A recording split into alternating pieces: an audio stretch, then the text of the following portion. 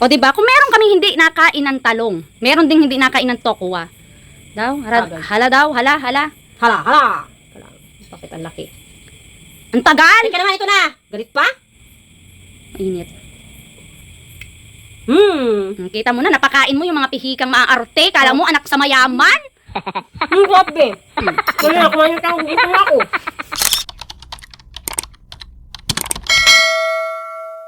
Hello mga trip! It's me again, Mojang retired na kunya. So for today's video ay magaluto ako ng aking ulam. Yes, ng aking ulam dahil bawal daw ako sa matitigas. Bawal ako sa matitigas kasi sabi ni doktora kasi bagong repair ang ating ngipin. Kaya magluluto ako ng soft. Pangit naman akong lugaw. Eh, di kaya ang aking alutuin since namimiss ko na rin mga pagkain sa Hong Kong. Ayan, ang ating tofu. So dito sa atin sa Pilipinas, tofu. Sa Hong Kong, tofu. Oh, ayan. So ito yung aking lulutuing ulam.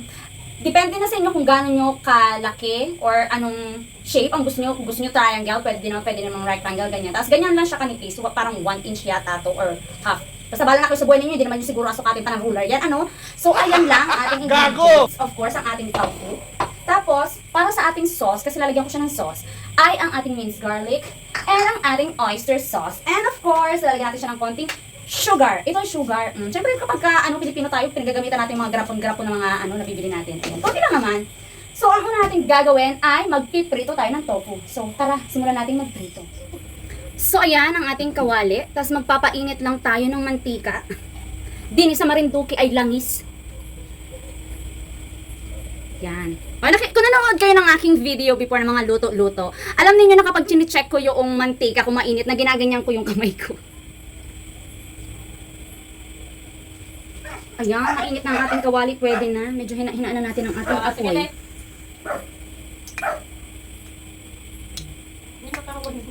Sino? So, ayan. Ilalagay na natin ang ating tokwa. Ayan. Medyo nakakaanong magluto ng tokwa. Kasi siya ay machubit. Ay.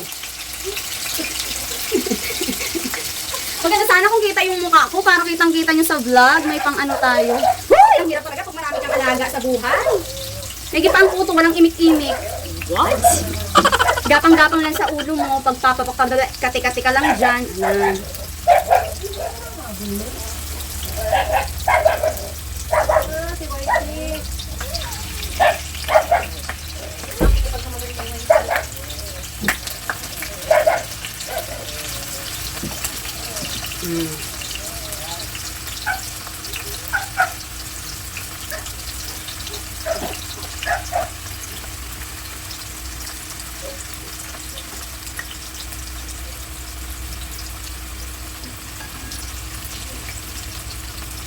Ayan, tiprituhin lang natin siya hanggang mag-golden brown. Pero kung gusto nyo naman na medyo malutong, pwede palutongin nyo. Wala nang pumipigil, bala ka sa buhay nyo. Charot!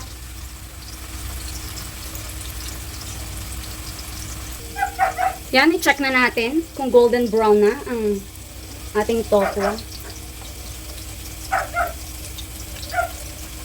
Yan, pwede na yung ganyan. Pero kung gusto nyo naman ang mas malutong pa, okay lang din naman. Kasi lalambot pa rin naman siya pag nilagyan natin ng sauce. Let's check. Chiquitita, chiquitita. Yan. Alam nyo, na-miss ko yung yung nilalagyan to ng karne. Ay, hindi ko pa masyadong golden brown.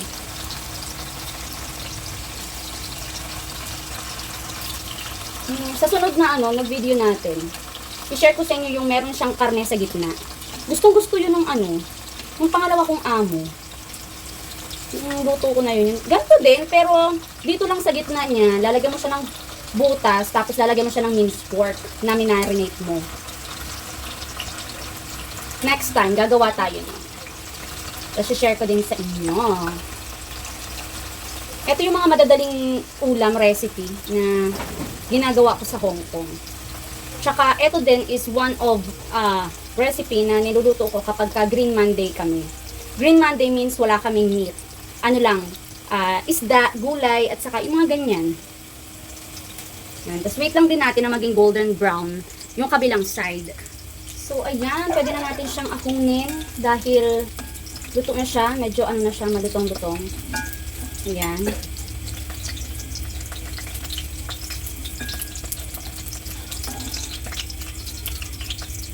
Bilot, amoy kipay yan.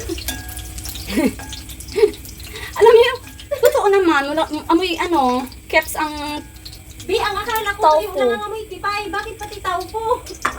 pero meron talagang tofu na hindi maamoy. Alam niyo sa Hong Kong yung mga tofu, ewan ko lang kung ako lang ba, pero sa akin kasi hindi maamoy ang tofu sa sa Hong Kong, hindi kagaya dito sa atin. Pero okay lang naman kasi yan kasi ay 'di ba Binford na parang ang tawag panis. Pinapanis talaga. So ayan, niluluto na natin ang pangalawang batch. Pangalawa and the last. Ilagay na natin siyang lahat. Kasi para makapagluto na tayo ng sauce. Tingnan nyo, napakapal yung isa kasi hindi talaga pantay ang mga tofu. Huwag na natin ipilit. Sadyang ganun.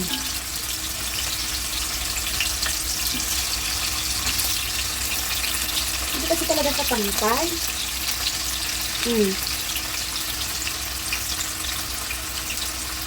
Pagsisiksikan na natin sila. Kailangan nila mag-catch kasi lumiliit naman siya kapag naluluto na eh. Kaya kahit magsiksikan sila dyan, carry lang. Ayan. Alam nyo, favorite to ng ate Cathy. Nung nilutuan ko siya ng ganito, parang gusto niya na lang laging ganito na lang ulam namin. Kasi nga, it's very easy to make and aside from that, it's healthy. Wow! English yarn! So, hintayin na lang natin siyang maluto. Eto. And then, after niyang maluto, gagawa na tayo ng sauce. So, ayan. Okay na to. Hindi ko na siya palulutuin ng bonggang-bongga.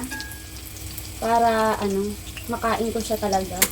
Tatayin muna natin. At akunin muna natin kasi magsosote tayo ng garlic para sa ating sauce.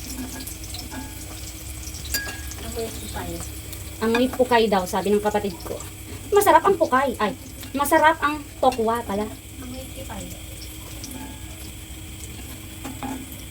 So, yan, akunin lang natin. Akunin?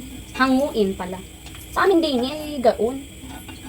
Ahunin. Ayan. Tapos, bawasan ko lang yung yung mantika. So, ayan, bawasan na natin ang ating mantika.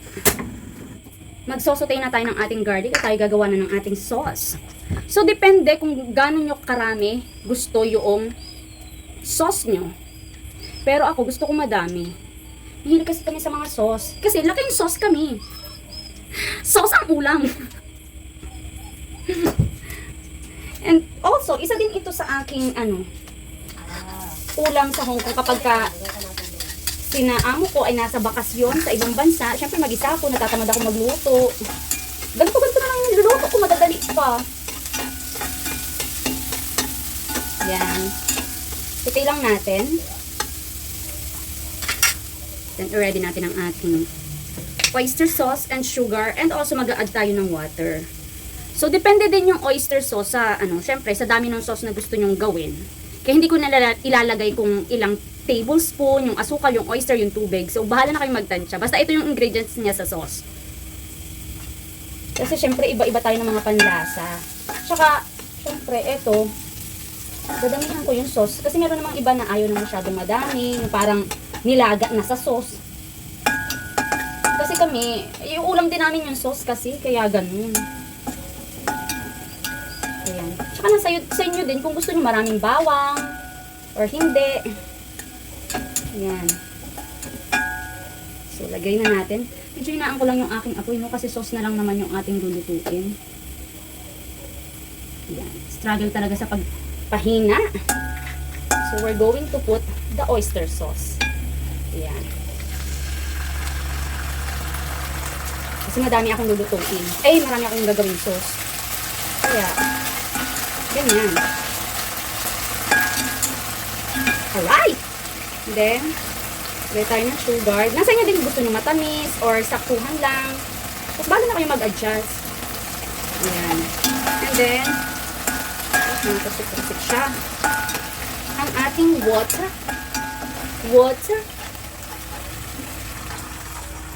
Ayan. Pwede din kayong maglagay ng konting cornstarch kung gusto nyo malapot yung sauce or ano, harina. Pero mas maganda kasi yung cornstarch eh.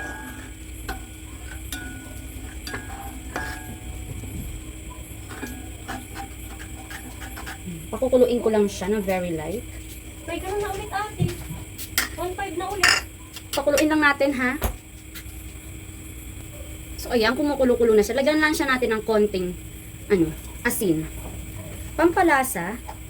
At saka kaunting lagyan natin siya ng paminta. Para konti lang naman.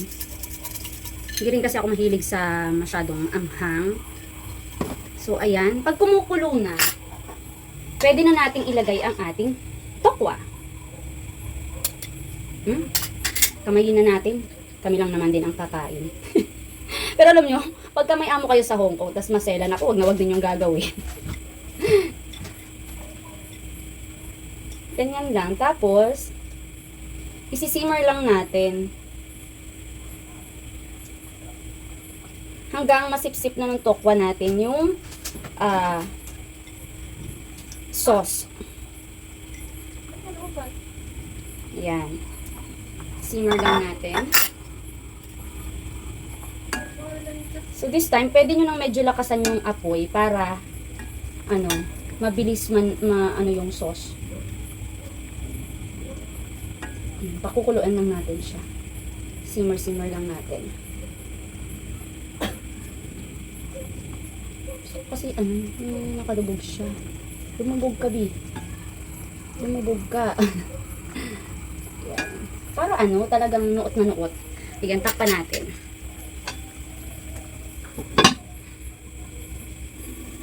Let's check. Yay! Sarap!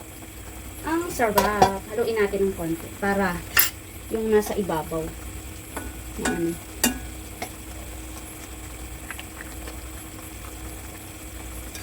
Pero hindi ganito talaga yung sauce nito ha. Dapat konti lang.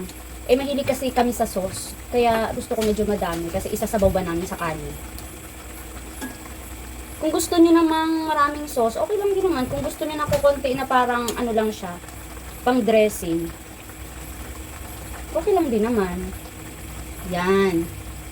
Lutuin pa natin ng konti. Yung medyo, na yung sauce. Tapos, ang ginagamit ko lang na pang garnish ay dahon ng sibuyas. Pero since dito lang naman, kami-kami lang naman ang kakain, hindi na ako bumili.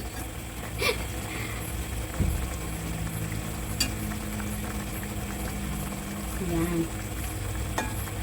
Ilalim ko yung mga nasa ibabaw kanina para yun naman yung yun naman ang malagyan ng sauce. Manuutan ba? Ang sarap.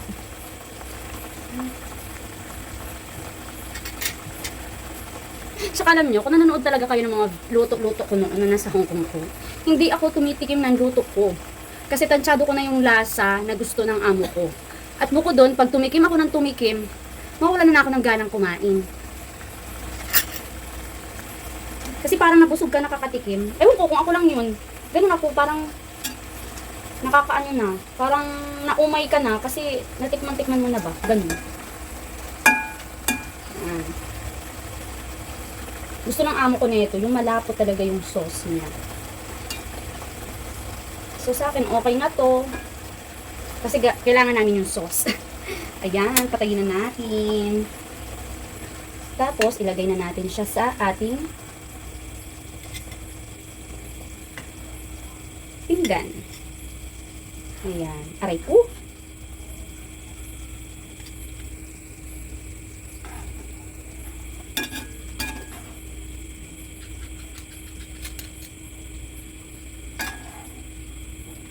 Ay, grabe, kulang pa din pala yung sauce. Kulang pa din siya for me.